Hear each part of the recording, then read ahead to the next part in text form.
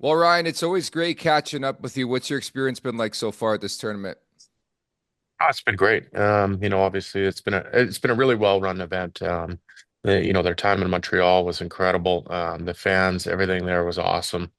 And now we're here in Boston getting ready for the big final here tomorrow. And but really enjoyed it. I mean, it's been an incredible experience, and we've had some ups and downs, obviously, but overall very exciting. Gets you with a tournament like this, there's no really precedence on how it was going to go and how it was going to be taken. I think a lot of people had mostly question marks about it. What's your impression been now that you've experienced it compared to your expectations?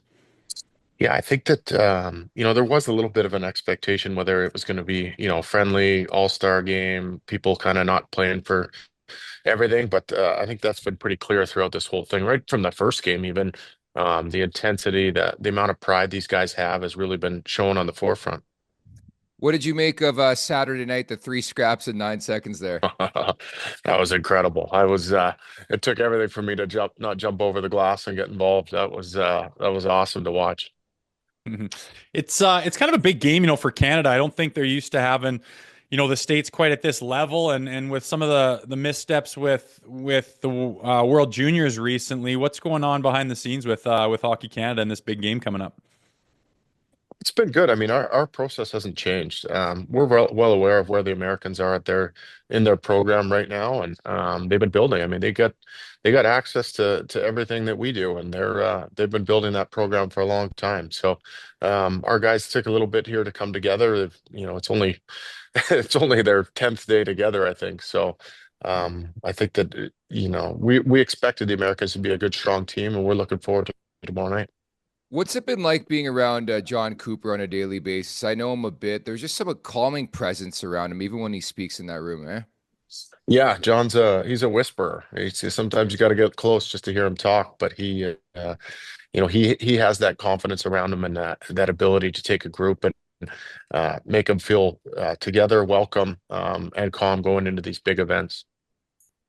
Ryan, you know Sidney Crosby quite well. He's seems to be ageless, and everyone was wondering who was going to step up at this tournament and be the guy. And even at his age, he continues to be that guy. You had a great seat for his golden goal there in 2010. What can you say about the leader of Canada? Oh, he's been great. I mean, he's exactly what we were hoping he was going to be at this tournament, and was able to come in and really, you know, be himself, be part of the group as well as leading our group, I think. And when you're talking about coming together in a group that hasn't really played a best on best tournament for a long time, a lot of these guys have never done it. So having that experience around, having that calming presence, and then just watching them play still is it's incredible. Well, I was gonna say you have that unique perspective. You played with him, and now you've been on the same team, behind the scenes with him. What's it been like watching him the last week and a half? Like people forget he comes into this tournament banged up, has not skipped a beat whatsoever. Yeah, that's the thing that's awesome about Sid. We went through a long process of making sure that he was ready to play, and he assured us he could play and compete, and we trusted his opinion on that, and thank goodness we did. He's been one of our top guys, and that's what we expect through the whole thing here. What's the biggest key for Canada on Thursday? I think just starting, we got to start on time and make sure we're not getting behind the eight ball. Their crowd's going to be into it here, and I think our guys are ready and expect that of themselves. So I think that'll be a big part of it. As someone who's taken part in this fierce rivalry, what's it like at ice level? You talked about the crowd. Is that going to be a factor, do you think, in this game? Well, I think the crowd's always a little bit of a factor. You have to control your emotions and feed off the crowd. I think whether they're booing you or they're cheering for you, you could feed off that. And I think these guys have all done it at different levels. And when you come here, you got that pride on your chest, and really looking forward to the response on Thursday. Being a Leafs podcast, obviously we're looking a lot at Nylander, Matthews, and Marner, and sometimes they take a little bit of heat for sure for not standing out as much as expectations. But how hard is it to stand out amongst all these great players when you play a tournament like this? Well, that is, I mean, everything they hear when they get here is that we need a buy-in. We need them to fit into our group, do what's asked of them. They're not here to try and be a superstar and try and change an organization. Their job is to come here and do what's expected of them, and I think that gets lost sometimes. whether it's blocking a shot or doing things defensively, that's what's asked of them. And as long as they're doing that, we're happy with them here.